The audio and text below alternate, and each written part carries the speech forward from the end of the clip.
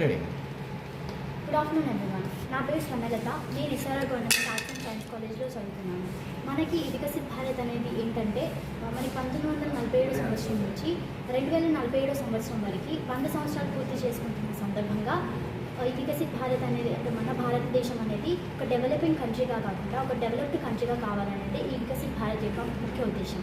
First ఈరోజు ఏంటంటే ఒక వన్ నేషన్ వన్ ఎలక్షన్ అనే టాపిక్ మీద మేము ఇక్కడ డిస్ట్రిక్ట్ లెవెల్లో సెలెక్ట్ అయిన వాళ్ళు మాట్లాడడం జరిగింది.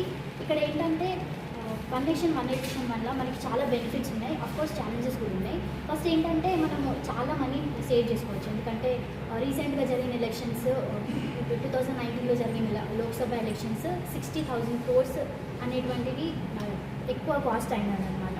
సో ఒక్కసారి అన్ని ఎలక్షన్స్ని జరిపించడం వల్ల ఏమవుతుందంటే ఆ కాస్ట్ అనేది మనం తగ్గించవచ్చు.